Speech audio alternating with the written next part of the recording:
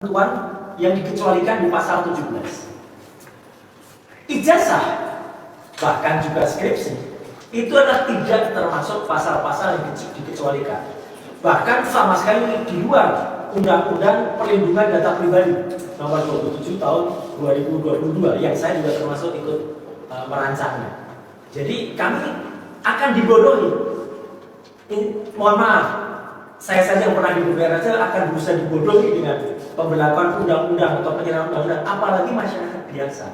Jadi kami mohon nantinya analis Komnas HAM bisa menyampaikan kepada komisioner Komnas HAM Republik Indonesia agar membela hak rakyat, membela hak asasi manusia rakyatnya, terutama rakyat Indonesia, agar kami bisa menggunakan hak asasi kami, termasuk hak bertanya, hak meneliti, hak mengungkap kepada publik sesuai dengan undang-undang yang tersedia di Republik Indonesia. Jadi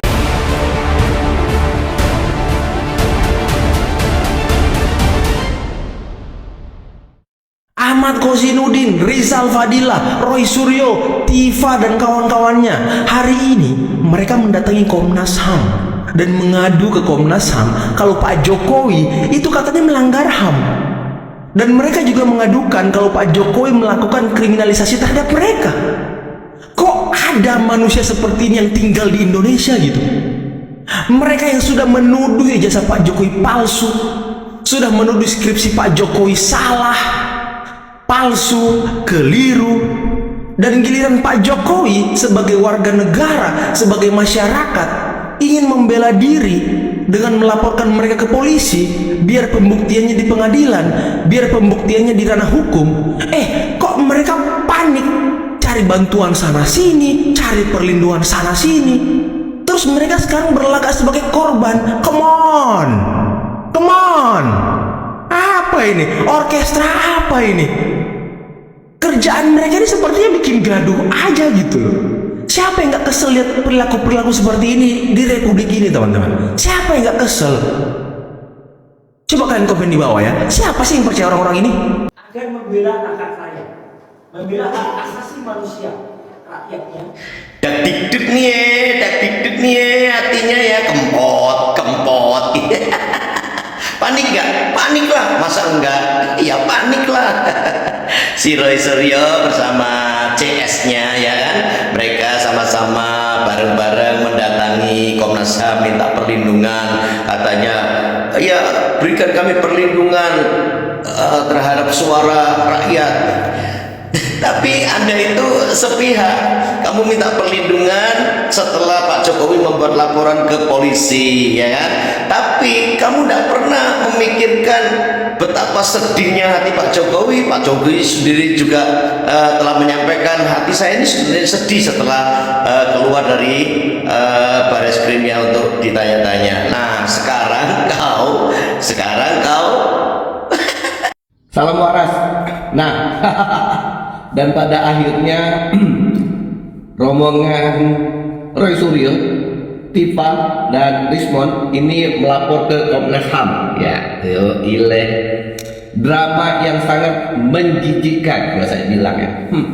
Jadi mereka ini melapor ke Komnas HAM bahwa mereka itu dikriminalisasi, dikriminalisasi ya. Kemudian bahwa mereka itu dikriminalisasi oleh Pak Jokowi, dilaporkan oleh Pak Jokowi, kebebasan mereka itu dirampas untuk melakukan ekspresi. Jejak digital itu tidak akan hilang dari masyarakat. Itu sudah sangat tahu bahwa dari berapa tahun yang lewat Anda menggembor-gemborkan bahwa ijazah Pak Jokowi itu palsu dengan narasi-narasi yang sangat provokatif. Gantung Jokowi, seret Jokowi dan sebagainya. Sekarang Anda main politik mengatakan bahwa Anda dikriminalisasi. Anda sehat. Saya kira Anda pasti sakit ya, sakit jiwa. Nah, Anda mencari dukungan ke sana ke sini untuk menyatakan bahwa Anda itu dikriminalisasi. Jadi Anda meminta dukungan dari Prabowo, nggak digubris, Sultan Hamengkubuwono juga nggak digubris, sekarang ke Komnas HAM ya, menyatakan Anda itu kelompok-kelompok Anda itu hanya didukung oleh Habib Rizik dan kelompok Reuni 212. Mana nih kelompok Reuni 212 yang mempunyai agenda pemecah belah bangsa Indonesia, ya, kelompok 212, reuni 212 yang telah menjatuhkan Ahok.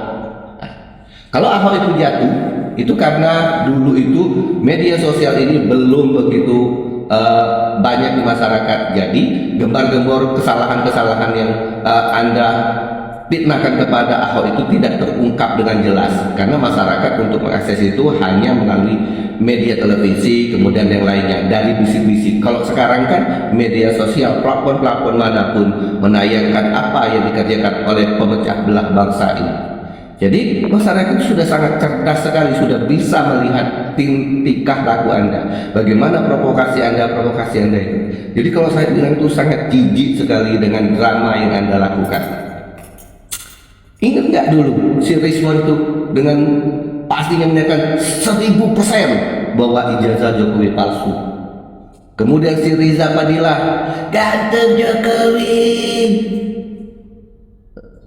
Kalau kita atas nama dengan menjual agamisnya itu mengatakan memfitnah Jokowi. Sekarang Anda merasa dizolimi. Hei, masyarakat tidak tidur. Masyarakat itu sudah pinter. Yang hanya mendukung Anda itu lansia-lansia, aki-aki ya, aki-aki yang Anda janjikan untuk masuk surga. Kalau anak muda, orang waras, no, hasutan Anda tidak berhasil. Jadi selamat menikmati kemudahan-kemudahan di hati Anda. Roy Suryo, Tifa, Rismon, Egy Sujana, dan Egy Nurjana, dan si Kurnia, ya silakan. Fadila ya, Rizal Fadila, kemudian Abraham Sampan mungkin nantinya, kemudian siapa itu, Michelle Sinaga. Nah, akan menikmati kegentaran, kecemasan dalam hati Anda yang akan menerima hukuman baik moral maupun hukum pidana yang akan Anda dapatkan. Jadi buat netizen, jadilah netizen yang cerdas. Kita perlu juga belajar sedikit ilmu hukum agar kita tidak dipermainkan di negara yang demokrasi, tapi hukumnya kayak orang-orang ini, dia yang memfitnah, dia yang merasa dianiaya, terus melakukan Komnas HAM. Komnas HAM juga orang pinter, nggak seperti Anda pokok salah waras. Banyak teman-teman nanya sama saya, Bang, apakah isu ijazah palsu ini ada orang di belakangnya? Ya, Tirva, Roy Suryo, Rismon, dan lain-lain itu apakah ada di belakangnya? Itu ya, yang backup atau menggelontorkan uang? Ya, ikuti saya. Jadi saya mau cerita gini. Yang pertama, teman-teman harus paham bahwa isu ijazah palsu ya adalah isu politik, bukan saintifik, bukan ilmiah, ya tidak, ini politik. Nah, di dalam politik tidak ada sesuatu yang kebetulan. Ingat itu, di politik tidak ada sesuatu yang kebetulan, selalu ada desain. Jadi kalau ada pertanyaan ini ada yang mainkan, ya Roy Suryo, Tifa, dan lain-lain itu hanyalah pion-pion yang didorong gitu ya, betul jawabannya gitu ya. Bahkan dari hasil diskusi dengan banyak pihak ya, saya berpendapat begini. Jadi ini kan masalah Pak Jokowi ini adalah isu antara ya, jadi dia sebagai antara untuk apa? Untuk melakukan sesuatu yang lebih besar lagi sebenarnya, misalnya kegaduhan gitu ya. Karena kenapa harus dipakai dengan Pak Jokowi? Karena Pak Jokowi memang orang yang selama ini memang secara viralitas dia mempunyai itu.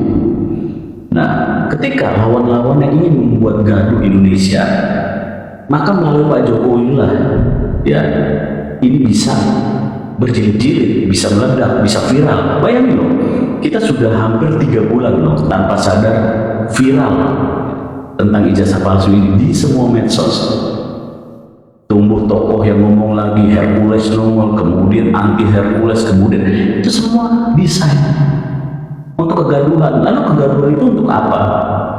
Kegaduhan itu ya ada 2 hal. Yang pertama, bagaimana mendegradasi Gibran.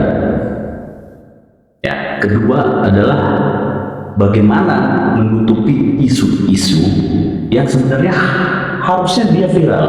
Seperti kasus-kasus korupsi besar-besar, mafia-mafia yang selama ini tambang, minyak, ya, komoditi dan lain-lain tertutup semua. Itu ya. Nah, siapa orangnya di belakang mereka ini? Gitu. Nah, yang ketiga nih saya jawab. Tentu orang yang melakukan seperti hal ini, ya, melakukan sebuah viralitas dengan berjilid-jilid, itu menggunakan uang yang sangat banyak, membayar semua media, membayar semua buzzer, membayar semua influencer untuk membicarakan hal ini, gitu ya. Jadi ini bukan main-main. Dan ya, yang pasti ini lawan beratnya Pak Prabowo. Kami rasakan adalah adanya perlakuan tidak adil dari seseorang yang Mana yang sifatnya kau bertanya? Cobalah dulu. Kau tidak ada bertanya loh. Ini kau cocok, kau ini kupanggil kau, ya. Karena memang orang-orang seperti kau itu, kalian tuh nggak pantas dihargai. Mudah memutarbalikkan fakta, bersilat lidah. Kalian itu semua, betul ya? Di awal garang kali. Oke Roy, tidak ada yang sifatnya kau itu bertanya, kalian itu bertanya. Yang ada kalian itu yang menuduh, bahkan memfitnah Pak Jokowi dengan bahasa Pak Jokowi menjadi presiden memakai ijazah palsu. Itu yang ada. Iya Roy, saya rakyat, kami yang menilai Roy ini ya, daripada kau datang ke Komnas HAM kemari ke sana kemari ke Amerika, bagus kau datang sama Allah, mohon ampun sama Allah. Mudah-mudahan Allah ya membukakan pintu hati Pak Jokowi. Itu aja udah beres Roy. Yang dilakukan adalah ada laporan bahwa Jokowi punya ijazah palsu. Oke. Langkah itu diterima, si pelapor diperiksa. Si pelapor harus bisa menunjukkan bukti bahwa itu palsu. Yang mana yang dituduh palsu? Nah, si pelapor diminta yang mana ijazah yang dituduh palsu. Ini Pak. Nah, pasti saya yakin yang diajukan oleh pelapor itu bukanlah ijazah yang di tangan Pak Jokowi, tapi yang beredar di masyarakat. Nah, yang beredar di masyarakat itu bisa saja fotokopi, bisa saja hasil editing, bisa saja hasil macam-macam. Nah, yang asli yang mana atau yang palsu yang mana? Saya tidak mengatakan asli dan tidak mengatakan palsu ya. Yang dipegang Pak Jokowi. Nah, yang bisa mengambil itu dari Pak Jokowi siapa? Karena itu haknya Pak Jokowi kan, adalah penyidik, aparat penegak hukum. Setelah ada laporan itu, barulah diperiksa pelapor, kemudian ijazah yang ada pada Pak Jokowi diambil itu artinya diminta diserahkan dengan surat perintah penyitaan, berita acara penyitaan. Baru itu ijazahnya dikonfrontir ke yang mengeluarkan UGM. Saya yakin polisi sudah datang ke UGM, ditanya UGM, ijazah ini betul kalian keluarkan? Dilihat oleh UGM, oh ya betul. Fakultas apa ini? Fakultas Kehutanan. Atas nama siapa? Jokowi. Dicek di buku induknya, betul nggak dia terdaftar sebagai mahasiswa, betul tidak dia kuliah, ada nggak hasil ujiannya, siapa dosen yang ngajar yang masih hidup, siapa teman satu angkatannya, kemudian tamat apa tidak dia. Kalau itu sudah dicek semua, sudah nyatakan benar semua, sebenarnya sudah tuntas. Tapi untuk meyakinkan apa? Ijazah yang dipegang oleh Pak Jokowi itu dibandingkan dengan ijazah yang lain. Cara membandingkannya itulah memakai laboratorium forensik Polri, tidak pakai digital segala macam, kan gampang sekali itu. Ya. Iya, kalau yang ijazah yang bermunculan di medsos nih Pak, menurut Anda apakah sudah tepat jika ijazah yang bermunculan di medsos ini diperdebatkan oleh Roy Suryo dan kawan-kawan? Ya, kalau untuk bahan perdebatan boleh-boleh saja kan, jadi seru dia kan enak. Kan ada bahan juga kita, ada yang membicarakan di kupingnya, ada bicarakan giginya, ada bicarakan capnya, ada bicarakan hurufnya Times New Roman ya. Iya. Ada yang bicarakan tanda tangannya. Ya bagus lah, ada 1000 topik pembicaraan. Dilarang apa tidak? Ya tidak. bebaskan. Dan ingat ya, saya bicara ini kapasitas saya sebagai mantan penyidik gitu. Nah, dan saya tidak memihak kepada pelapor, tidak juga memihak pada Pak Jokowi. Mau apa saya dapat dari Pak Jokowi? Dibayar juga kagak, mau dijadiin jabatan apa, mau dijadiin camat gimana gitu. Jadi saya objektif gitu. Mau asli atau mau palsu nggak ada untung ruginya. Tapi saya tinjau dari kacamata penyidik. Saya itu sebetulnya sedih. Masya Allah, Pak Jokowi saya akui hebat ya. Beliau adalah orang yang sangat sabar menghadapi para pembenci, para pefitnah, para penghasut yang gak suka sama Pak Jokowi, yang iri hati dengan Pak Jokowi. Walaupun demikian, Pak Jokowi juga merasa sedih beliau melakukan pelaporan seperti ini. Tapi bagaimana lagi? Siapapun itu manusiawi. Kalau harga diri kita diinjak-injak, dihina-hina, difitnah, dihujat, dijelek-jelekan sejelek-jeleknya, direndah-rendahkan serendah-rendahnya, siapapun akan melakukan proteksi diri dan melaporkan. Dan walaupun Pak Jokowi melaporkan, ini bukan semata-mata Pak Jokowi benci, tapi memberikan pembelajaran bagi mereka untuk tidak semena-mena terhadap orang. Sehingga dari raut muka Pak Jokowi pun terlihat sangat jujur bahwasanya Pak Jokowi menyayangkan hal ini terjadi.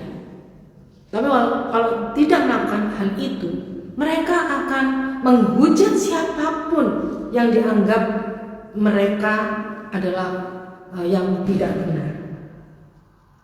Ini semua Pak Jokowi melakukan pelaporan ini untuk memberikan mereka pembelajaran, agar mereka tidak semaunya memaksakan kehendak atas kepentingan segelintir orang yang sakit hati dengan beliau. Apabila Pak Jokowi tidak melakukan hal itu, maka ini akan merajalela kemana-mana.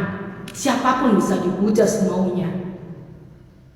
Dan itu juga mencerminkan bahwa sebenarnya Indonesia bukanlah orang yang seperti itu. Ya, jadi saya salut dengan Pak Jokowi. Walaupun demikian, tidak ada presiden Indonesia yang sempurna, mulai dari Bapak Soekarno, Pak Soeharto, ya, sampai beliau dilengsarkan, Bapak SBY, Habibie, bahkan Ibu Mega. Mereka juga tidak sempurna. Namanya manusia tidak sempurna, karena kesempurnaan hanya milik Allah. Tapi walaupun demikian, Pak Jokowi sudah membuktikan bahwa beliau telah lolos menjadi presiden selama 2 periode. Telah berhasil lolos menjadi wali kota. Mulai dari wali kota selama 2 periode, mulai dari gubernur dan sampai presiden. Kalaupun ada orang-orang yang iri, dengki dan sakit hati, itu sebenarnya bukan masalahnya Pak Jokowi, tapi itu adalah masalah mereka sendiri. Mengatasnamakan bangsa, bangsa yang mana? Dan insya Allah masyarakat Indonesia, bangsa Indonesia, rakyat Indonesia sekarang mengerti dan tidak bodoh. Ada rakyat yang sangat sangat mudah diprovokasi. Ada rakyat yang bisa berpikir cerdas, waras, dan bisa melihat. Walaupun mereka sekonyong-konyong koder berusaha untuk memprovokasi seluruh bangsa Indonesia atas nama rakyat Indonesia, saya yakin orang Indonesia, rakyat Indonesia tahu mana yang baik, mana yang enggak. Hal ini terbukti bahwasanya Pak Jokowi masih dicintai oleh rakyat. Kalau tidak percaya, silakan datang ke rumahnya Pak Jokowi. Banyak yang antri, baik dari dalam maupun dari luar negeri. Dimanapun Pak Jokowi pergi, kemanapun beliau, rakyat sangat mencintainya. Dan Pak Jokowi orang yang sangat humble, orang yang sangat low profile, ya, tidak sombong, sehingga rakyat merasa senang dengan Pak Jokowi, apapun itu. Jadi Ini sebenarnya contoh agar kita berlatih kesabaran dari orang-orang yang sakit hati. Itu guys, bagaimana menurut Anda?